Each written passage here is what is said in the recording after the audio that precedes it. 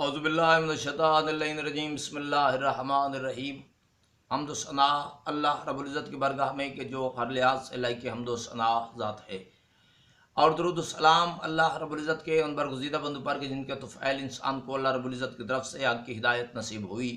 सबसे पहले तमाम सामीन को सागर नकवी का सलाम पहुँचे। सामीन इकराम, आज से दहाइयों पहले हकीमुल उम्मत हज़रत डॉक्टर अल्लामा मोहम्मद इकबाल रहमतुल्लाह अलैह ने दो लाइनों में किसी भी कौम के लिए ग़ुलामी से निकलने का एक लाजवाल, एक मिसाली नुस्खा अता फरमाया था। और मैं अपने मुख्तलिफ व्लॉग्स में, बेशतर व्लॉग्स में मैं उनके इस नुस्खा को सरनामा बना चुका हूँ। और आज की इस वीडियो में भी मैं उन्हीं दो लाइनों के तनाजुर में बात करना चाहता हूँ, उन दो लाइनों की रोशनी में बात करना चाहता हूँ कि जिस तरह वो फरमा रहे हैं कि खुदा ने आज तक उस कौम की हालत नहीं बदली, न हो जिसको ख्याल खुद अपनी हालत के बदलने का।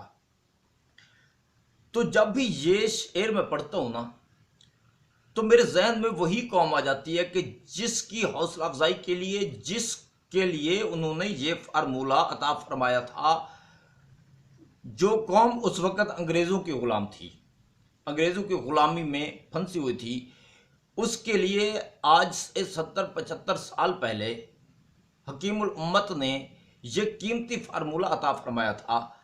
वो कौम अनफॉर्चुनेटली अभी तक ग़ुलामी की दलदल से निकल नहीं सकी, मजीद फंसती जा रही है।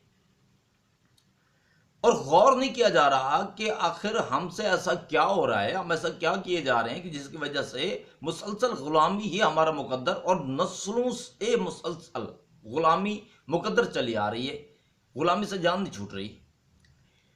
तो इसके लिए मैं एक आसान तरीके से समझाना चाहता हूं कि मेरी कौम का मसला क्या है, मेरी कौम इस दलदल में फंसी हुई क्यों है। किसी इलाके में दो जाबिर किस्म के सरदार थे, वडेरे थे। तो उन दोनों का जो एजेंडा था ना, ज़ाहिरन वो एक दूसरे के मुखालिफ थे, लेकिन एजेंडा उन दोनों का एक ही था। और वो एजेंडा ये था कि उन्होंने उस इलाका की आवाम पे सरदारी करनी थी, उनको अपनी ग़ुलामी में रखना था। यानी उनका एजेंडा यह था कि इनको तालीम की तरफ नहीं आने देना, इनको शऊर की तरफ नहीं आने देना, इनको सहूलियात की तरफ नहीं आने देना। इस तरह से ये कमज़ोर रहेंगे और हमारी मनापली चलती रहेगी। तो कुछ उस सरदार के पास जाते थे अपने मसाइल के लिए, कुछ उस सरदार के पास जाते थे। बाज़ औक़ात ये होता था कि एक सरदार वो मुंतखब हो जाता था, तो दूसरा सरदार अपोजिशन में चला जाता था, लेकिन एजेंडा दोनों का एक था। वो एक दूसरे के खिलाफ कोई कदम नहीं उठाते थे। ज़ाहिरन एक दूसरे के खिलाफ बात कर लेते थे लोगों को मुतमईन करने के लिए कि हमारी मुखालफत है, और वो मुखालफत भी आप लोगों के मसाइल की वजह से है, क्योंकि वो आपके के लिए मसाइल क्रिएट करता है और मैं वो मसाइल हल करना चाहता हूँ, मैं आपको मुसीबत में नहीं देखना चाहता। जबकि दूसरे के पास जब आवाम जाती थी तो वो भी यही कहता था कि वो जो है ना, वो तुम्हारा मुखालिफ है, तुम्हारा दुश्मन है, वो तुम्हारे वसाइल पर डाका मारता है, लिहाजा मैं उसका इस वजह से मुखालिफ हूँ, बाकी मेरी ज़ाती मुखालफत उससे कोई नहीं है। तो अवाम जनी मुतमईन थी। तो कभी वो इक़्तिदार में आ जाता, एक दूसरा अपोजिशन में चला जाता, तो फिर नेक्स्ट टाइम फिर वही अवाम उस अपोजिशन वाले को चुन लेती, और जो इक़्तिदार में 5 साल गुजार चुका होता तो फिर वो अपोजिशन में चला जाता। बस यही सिलसिला चल रहा था। तीसरा चेहरा अवाम लाई ही नहीं, उनको ज़रूरत ही नहीं पड़ी तीसरे चेहरे की, बस दो चेहरों के असीर थे यानी वो लोग। अब किसी बंदे का कोई मसला बना तो वो उस बरसर इक़्तिदार जो था सरदार, उसके पास गया, उसे जाके अपना मसला बताया, तो उसने उसे 2 चांटे रसीद कर दिए, 2 थप्पड़ मार दिए। उसे बड़ा बुरा लगा कि हमने इसे इक़्तिदार में लाने में मदद की है, तो इसने मुझे आज थप्पड़ मारे हैं, 2 थप्पड़ मार दिए, तो क्यों ना हो मैं इसके मुखालिफ के पास चला जाऊं और उसका हामी बन जाऊं। वो उसके पास जाता है, तो जैसे ही उसे जाके बताता है कि ये मसला हुआ है जी, उसने मुझे 2 थप्पड़ मारे हैं, तो उस सरदार ने, उसके मुखालिफ सरदार ने उससे 4 थप्पड़ रसीद कर दिए। वहां से जब 4 थप्पड़ खाए है ना, तो फिर ये सोचता हुआ बाहर निकला है कि यार वो पहले वाला अच्छा था, उसने मारे तो थप्पड़ थे, लेकिन 2 थप्पड़ मारे थे, इसने तो 4 मार दिए। क्यों ना हो, फिर उसी के पास जाऊं, वो अच्छा है। फिर वापस आया उसी 2 थप्पड़ वाले सरदार के पास। जैसे ही आया, फिर उसकी चापलूसी शुरू की और उस सरदार के मुखालिफ बातें करना शुरू की कि वो बुरा है, आप अच्छे हैं। तो उसने 6 थप्पड़ रसीद कर दिए। जैसे उसने 6 थप्पड़ मारे ना, तो फिर उसने कैलकुलेशन की कि उसने 4 मारे थे, इसने पिछली दफा 2 थप्पड़ मारे थे, तो मैं इसको अच्छा समझ के आया था, इसने तो अच्छे मार दिए। तो क्यों ना हो, वो 4 वाला अच्छा था, मुझे उसका चुनाव करना चाहिए, मुझे उसके पास जाना चाहिए। तो फिर उसके पास जाता है, फिर वो 8 थप्पड़ मारता है। इसी तरह से सिलसिला चलता चलता, उधर से इजाफी थप्पड़, फिर दूसरे के पास, वहां से इजाफी थप्पड़। तो जो 8 थप्पड़ मार चुका था ना, जब 10 थप्पड़ पड़े दूसरे की तरफ से, तो वो 8 थप्पड़ों वाला वो शरीफ आदमी नजर आया। इस कौम की यही सूरत हाल बनी हुई है। एक पार्टी को लाते हैं, वो आके इनका जीना हराम कर देती। पहले 2 पार्टियां चलती रही इस मुल्क में, कभी पीपल्स पार्टी आ जाती थी, कभी नून लीग आ जाती थी। जब पीपल्स पार्टी आती थी तो वो इनका जीना हराम करती थी, तो अगले 5 साल के लिए फिर नून लीग आ जाती थी, वो इनको अच्छी लगने लगती थी। जब नून लीग आके अपने कारनामे दिखाती थी ना, तो फिर कहते थे नहीं यार, वो जो पीपल पार्टी वाले थे ना, उन्होंने टैक्सेस लगाए थे, उन्होंने महंगाई की थी, उन्होंने जुल्म किया था, लेकिन इन नून लीग वालों से कम किया था। लिहाजा नेक्स्ट इलेक्शन में ना बस पीपल पार्टी ठीक है। फिर नेक्स्ट इलेक्शन में पीपल्स पार्टी को लाए, उन्होंने नून लीग का वो जो महंगाई का शेड्यूल था उसे उन्होंने बेस के तौर पे लिया, उससे फिर आगे महंगाई को बढ़ाया। जैसे फिर उन्होंने महंगाई बढ़ाई, तो फिर कहा नहीं यार, वो जो नून लीग वाले थे ना, वो अच्छे थे, इन्होंने तो सत्यानाश करके रख दिया। तो नेक्स्ट इलेक्शन में फिर पीपल पार्टी ठीक है। तो ये सिलसिला चलता रहा है, अभी तक वही चल रहा है। पहले ये पीडीएम वाले इनसे चोटें खा खा के, तो एक पार्टी आई नाचती हुई, दंदनाती हुई, तब्दीली के नाम पे। तो उसके जब दावे सुने ना, तो मेरी कौम उसके पीछे लग गई कि बस जी, हमें ऐसे ही तो चेहरे की ज़रूरत थी, ऐसे ही किरदार की ज़रूरत थी, ऐसे लीडर की ज़रूरत थी। तो उसे ले आए। जब वो आया तो उसने वो तमाम पीडीएम के जो गुज़िश्ता रिकॉर्ड्स थे वो तोड़ डाले। तो फिर अभी वो इक़्तिदार में बैठा था, तो वही लोग फिर इकट्ठे हो गए, नहीं यार, इससे निकलना चाहिए। तो वो पीडीएम वाले जिनसे तंग थी मेरी कौम, तो उन्होंने फिर नारा लगाया, महंगाई के खिलाफ हम मार्च करने लगे हैं, हमारे मार्च का हिस्सा बनो। वही अवाम उनके पीछे, वो तब्दीली वाले, उन्हें साइड पे लगा दिया गया, उन दीवार के साथ लगा दिया गया। फिर वो पीडीएम जिन्होंने गुज़िश्ता अदवार में जुल्म की इंतहा कर दी थी, तो वो फिर उस तब्दीली वाले ने इतना जुल्म किया, इतने टैक्सेस बढ़ाए, इतनी महंगाई की, इतनी हक तलफी की, कि वो गुज़िश्ता अदवार के जो ज़ालिमीन थे ना, वो मेरी कौम को फिर आइडियल लगने लग गए। तो फिर उन्हें ले आए। अब वो बरसर इक़्तिदार हैं, और वो जिससे तंग थे ना तब्दीली वाले से, अब वो हीरो बना हुआ है मेरी कौम का। अब वो पीडीएम वाले, उन्होंने उस तब्दीली वाले की जितनी तबाही थी ना, जितनी तबाही उसने की थी, उसको बेस के तौर पे लिया। महंगाई की, बदअमनी की, हर हवाले से उन्होंने बिल्डिंग को वहां से खड़ा करना शुरू किया। तब्दीली वाले की तमाम तर जो जितना भी गंद फैलाया था उसने, तो उसको उन्होंने बेस के तौर पे ले लिया। अब बिल्डिंग मजीद ऊपर जा रही है। तो अब वो तब्दीली वाला कह रहा है कि महंगाई के खिलाफ मार्च करो, और मेरी कौम नाच रही, हाँ अब तो हम मार्च करेंगे जी। लीडर तो ये है, ये तो जालिम है, ये तो जाबिर है। भाई जालिम और जाबिर थे, तो उस तब्दीली वाले के खिलाफ जब उन्होंने कहा था कि हम आ रहे हैं, तो उनका साथ क्यों दिया था? अब वो आ गए हैं, तो जिसे निकालने के लिए बेचैन थे उस तब्दीली वाले को, अब वो तब्दीली वाला हीरो बना हुआ है, बेचैन है कि अब वो आ जाए। और मैं लिख के देता हूं आपको, जिस दिन वो तब्दीली वाला फिर आ गया, उस दिन फिर तुम्हारी चीखें होंगी कि नहीं वो शहबाज शरीफ ठीक था। हालांकि ये हकायक हैं कि इनमें से कोई भी ठीक नहीं है। ये वही वडेरे हैं मेरे भाई। इनका मिशन है मुल्क को कमजोर रखना, अवाम को कमजोर रखना। और अगर ये अपना एजेंडा खुलेआम बता दें कि हमारा ये एजेंडा है, हम मुल्क दुश्मनी के एजेंडे पे हैं, हम अवाम दुश्मनी के एजेंडे पे हैं, तो उनको सपोर्ट कौन करेगा? जाहिर बात है, दावा तो उन्हें करना है कि हम मुल्क के वफादार, हम अवाम के वफादार। अवाम लग बढ़ती पीछे। तो जो महंगाई खत्म करने के लिए आए थे उनके कारनामे देख लें जरा। देखने क्या है, झील रहे हो यार। पता नहीं कब से आना होगी मेरी कौम इसमें, पता नहीं शऊर कब आएगा, इनको अपने हकूक मांगने कब आएंगे, अपने हकूक का तहफ़्फ़ुज़ करना इनको कब आएगा। मुझे पता नहीं, समझ नहीं आ रही इस कौम को हो क्या गया है। अभी तक कौम नहीं बनी, जत्थे हैं जत्थे।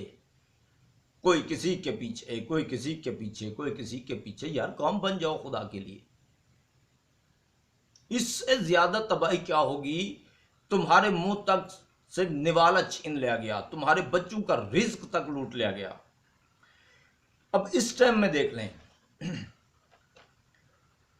सैलाब में डूबे हुए मुल्क में, सैलाब से तबाह हुए मुल्क में, तबाह हाल लोगों में, मेजोरिटी के सर पे छत नहीं है, फैमिलीज चादर चार दीवारी से महरूम हैं, खाने पीने का फुकदान है, अद्वियात कोई नहीं है।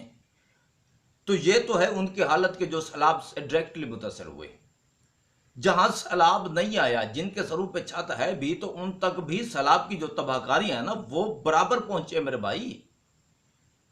जब मुल्क से फसलें बह गईं, माली नुकसान हो गया, जो जराए थे वो सारे मिलिया बेट हो गए, सैलाब की नजर हो गए। तो ये तो नहीं है कि सिर्फ जो सैलाब ज़दगान है वो मुतसरीन है, बाकी नहीं। पूरा मुल्क ही माली हवाले से बिल्कुल बदहाली का शिकार है। कोई हाल नहीं है, कोई पुरसाने हाल नहीं।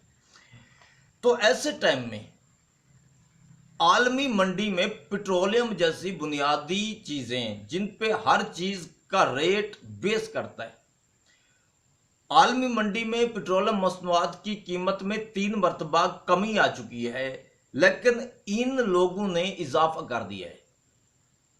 ये लीडरान जो इस वक्त मुसल्लत हैं अजाब बन के मेरी कौम पे, मेरे मुल्क पे, इन्होंने तीसरी मरतबा इजाफा किया है पेट्रोलियम मसनूआत की कीमत। जबकि ये वो मसनूआत हैं कि जब इनकी कीमत बढ़ती है तो सिर्फ इनकी कीमत नहीं बढ़ती है, हर चीज की कीमत बढ़ जाती है। क्यों? ट्रांसपोर्टेशन इन्हीं चीजों से है, तो कीमत हर चीज की बढ़ती है। तो सैलाब में डूबे हुए मुल्क में, बेरोजगारी से तबाह हुए मुल्क में, अब क्या समझते हैं मजदूर किस तरह जी रहा है मेरे मुल्क में? इतनी महंगाई हो गई है, कंस्ट्रक्शन कंपनीज ने अपने काम बंद कर दिए। जो लोग पहले काम करा रहे थे, मजदूर की दिहाड़ी लग रही थी, उन्होंने काम बंद कर दिए हैं। किसी के पास गुंजाइश नहीं है काम कराने की। महंगाई ने मिलिए मेट करके रख दिए, कमर तोड़ के रख दिए। तो इस तरह से मजदूर जो हैं वो बेरोजगार हो गए। दूसरी तरफ इंडस्ट्रीज से जो मुंसलिक थे मजदूर, जिनकी रोजी मुंसलिक थी, इंडस्ट्रियां बंद हो गई हैं। खाम माल पे इतना जालिमाना टैक्स, बिजली की कीमतों में इस कदर इजाफा, पेट्रोलियम मसनूआत की कीमतों में इस कदर इजाफा कि अब जो फैक्ट्रीज मालिकान है ना, वो फैक्ट्रियां बंद कर रहे हैं। मेजॉरिटी फैक्ट्रीज बंद हो चुकी हैं, मेरे मुल्क की इंडस्ट्री खत्म हो रही है। और ये पहली दफा हुआ है पाकिस्तान में कि सिर्फ इंडस्ट्री बंद नहीं हुई मेरे भाई। आप खुद देखें, आप खुद चेक करें जाके, सिर्फ इंडस्ट्री बंद नहीं हुई, लोग मशीनें उखाड़ के बेचे जा रहे हैं। फैक्ट्री मालिकान जो हैं वो मशीनरी बेच रहे हैं, खत्म।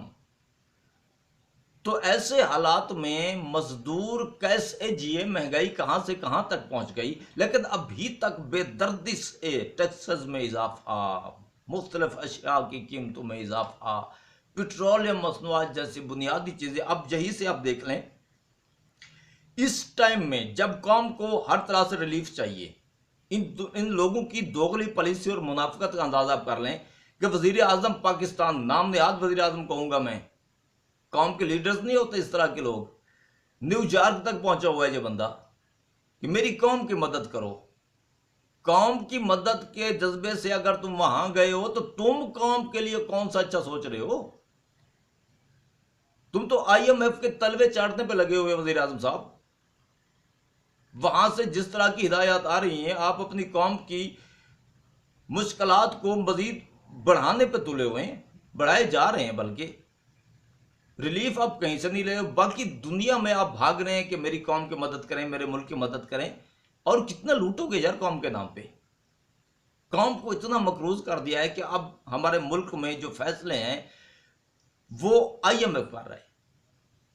अशियाए जरूरिया की जो कीमतें हैं उनका तयन वहां होता है, तुम सिर्फ कठपुतली बन के उनको इंप्लीमेंट करते हो। तो कुछ खौफ खुदा होना चाहिए। इस कदर पिसी हुई कौम में, महंगाई से इस कदर डिस्टर्ब कौम में, इस वक्त पेट्रोलियम मसनूआत की कीमत में, सिर्फ पेट्रोल की बात कर रहा हूं, डीजल पे भी आता हूं मैं, सिर्फ पेट्रोल की जो कीमत है ना, फी लीटर 63 रुपए 17 पैसे, ये गवर्नमेंट भत्ता ले रही है ऐसे वक्त में। ये टैक्स है 63 रुपए 17 पैसे, ये टैक्स है जो गवर्नमेंट ले रही है। आगे आ जाएं जी। ये बनता है जी 1 अरब 89 करोड़ यौमिया एक लूटी हुई कौम से। ये कफन छीनने वाली बात नहीं।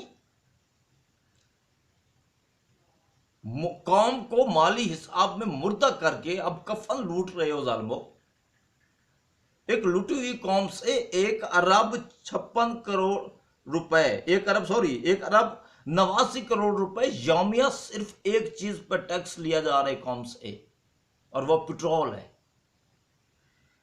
महाना 56 अरब 85 करोड़ रुपए बनता है जो कौम भत्ता दे रही है इन लोगों को पेट्रोल की मद में। आगे आ जाएं जी।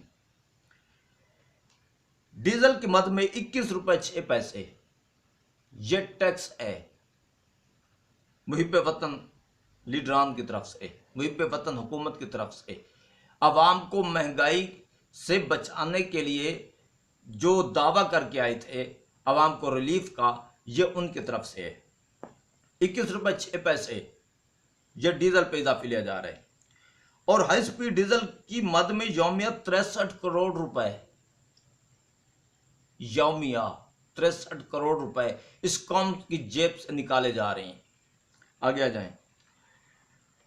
जो कि महाना 18 अरब 95 करोड़ रुपए बनता है।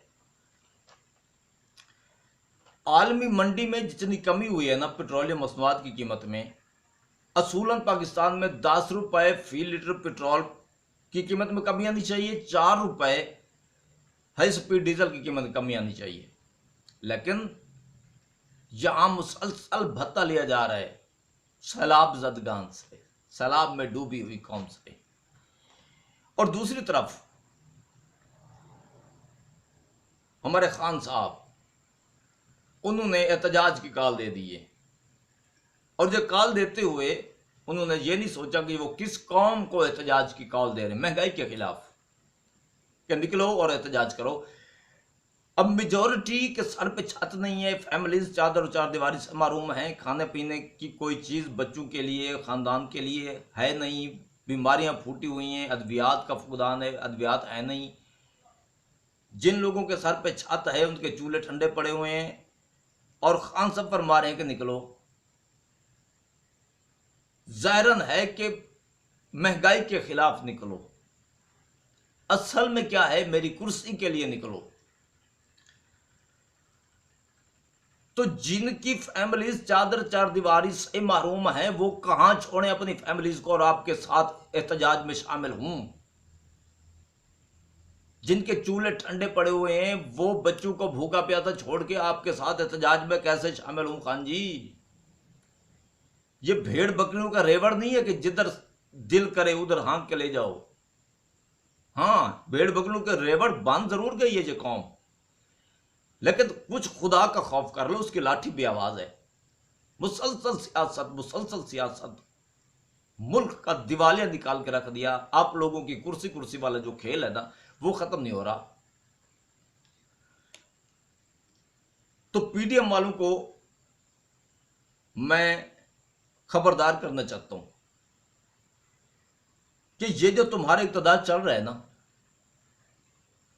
ये तुम्हारे लिए पावर का दौर नहीं है, ये तुम पावर में नहीं हो, बल्कि पीडीएम के जितने भी सरबराह हैं वो अपनी सियासी पार्टियों के इस टाइम में जनाजे तैयार कर चुके हैं।